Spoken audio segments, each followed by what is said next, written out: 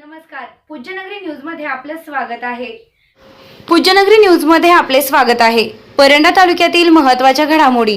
परंडा तालुक्यातील भोत्रा येथील गोळीबार प्रकरणातील एका आरोपीस पिस्टलसह अटक। स्थानिक गुन्हे शाखा व परंडा पोलीस पथकाची कारवाई। मुख्य आरोपीसह 5 आरोपी फरार।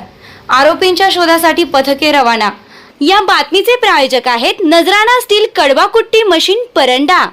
12 वर्षांपासून गाजलेली स्टील कडवाकुट्टी मशीन तसेच दूध काढण्याची मशीन, सेल्स आणि घरपोच दुरुस्ती सेवा।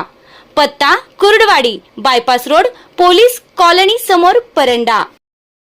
आता बातमी विस्ताराने। परंडा तालुक्यातील भोत्रा येथे झालेल्या गोळीबार प्रकरणातील आरोपी निखिल गोळे या स्थानिक गुन्हे शाखा व परंडा पोलिसांच्या पथकानं सोमवार दिनांक 24 जून रोजी करमाळा तालुक्यातील नेरले येथून पिस्टलसह अटक करण्यात आली आहे। आरोपी निखिल गोळे याच्याकडून पिस्टल जप्त करण्यात आली आहे।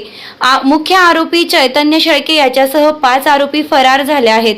पैशाच्या वादातून शनिवार 22 जून रोजी दुपारी 12:30 वाजेच्या सुमारास परंडा येथील योगेश बुरुंगे यांच्यावर पिस्टलने गोळी झाडली। यामध्ये योगेश बुरुंगे गंभीर जखमी झाला होता, तर कपिल अलबत्ते याच्या डोक्यात पिस्टलचा ठोका मारून जखमी करण्यात आले होते।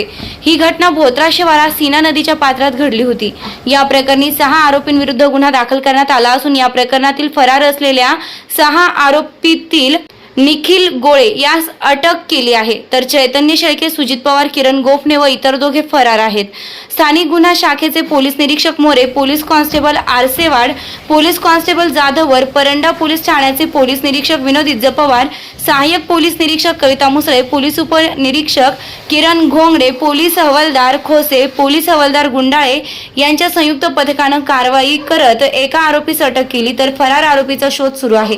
महत्त्वाच्या घडामोडी पाहण्यासाठी पूज्यनगरी न्यूज चॅनलला सबस्क्राइब करा। धन्यवाद।